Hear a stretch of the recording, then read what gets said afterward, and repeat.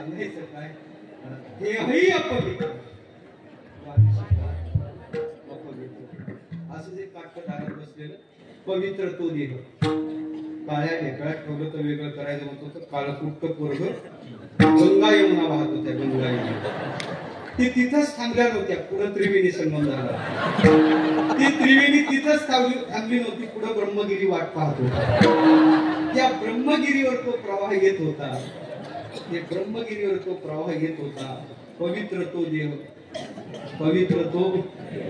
ते पोरग रिकाम्या काड्या पेट्या गोळा केल्या त्याची रेल्वे केली म्हणजे चला चला नावे टू भुसावळ चला चला चला ज्या मूर्खाला बसायचं ते बसून घ्या ज्या नालायकाला उतरायचं ते उतरून घ्या आणि पुण्यवंत ते चालू झालं त्याचं करता करता करता बाप आला बापाने पाहिलं पोरग शिव्या देत आहे कानाखाली एक लावले ते काळी पेटीची केलेली रेल्वे मोडली अर्धा तास पोरग हू करत बसलं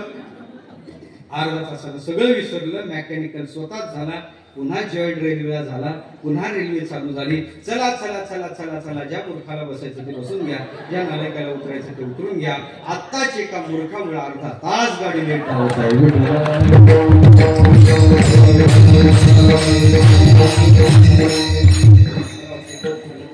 रामायण देहही अपवित्र वाणी सुद्धा पवित्र उदाहरण दिले देहही पवित्र वाणी सुद्धा पुण्यवान हे जर कोण असतील तर नामधारक महापुरुष आहे त्यांचा देहही पवित्र आहे वाणी सुद्धा पुण्यवान आहे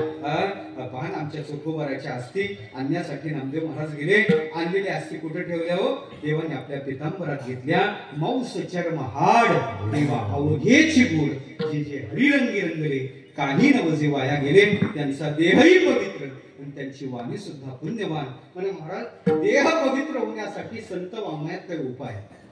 पहिला उपाय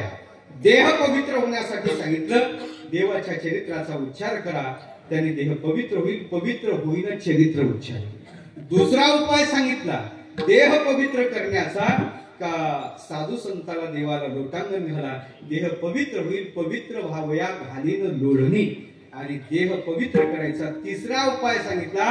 हरिपाठ कीर्ती मुखानगा देह पवित्र होईल हरिपाठ कीर्ती मुखे